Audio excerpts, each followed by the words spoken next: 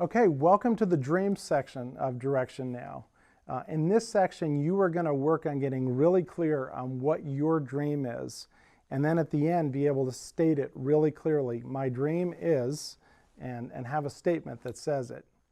Now, when you think of dreamers, who do you think of?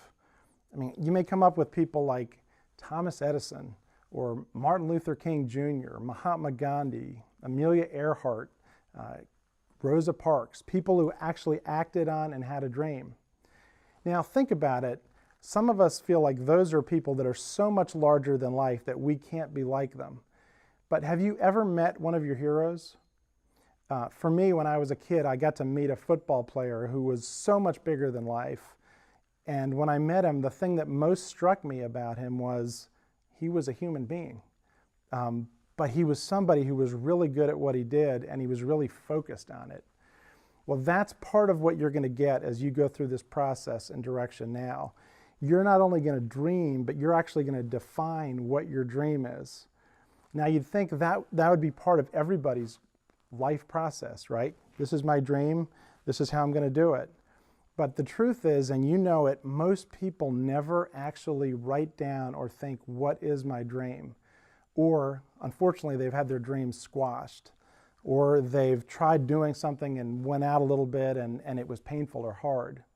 And a lot of people never get to live into their whole dream. This is your opportunity to make a difference and actually define your dream. But it's going to take your willingness to get crystal clear and do some work looking back on your life and really trying to ask, what is my dream? So why don't people do their dream? Let me give you 3 reasons that I'd like to say why people don't and maybe would make you different. The first is potential. They don't realize the potential that would happen if they were to live their dream, and that being something really, really good. Eleanor Roosevelt said that the future belongs to those who believe in their dreams. Do you believe that? Do you believe there's a potential if you were to actually live into the dream that maybe you've had since you were a kid? Maybe it was a God-given dream. What would happen if you were to live into it? The second thing is priority. Taking a priority to really think clearly about what your dream is and find it, think about it, and prioritize, what am I going to do? And that's where this coaching process and this process of Direction Now, again, is going to help you.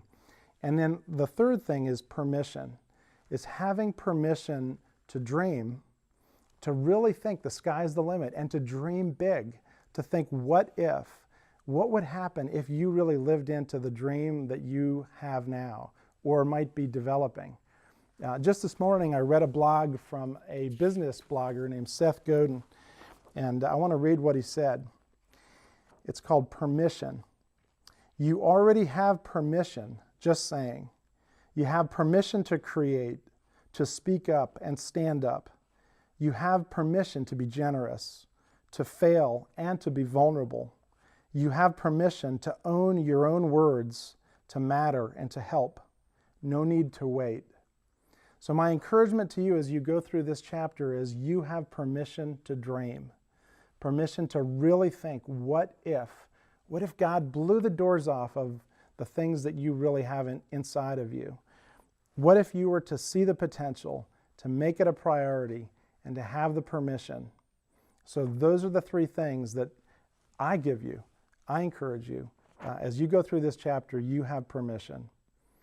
Go for it.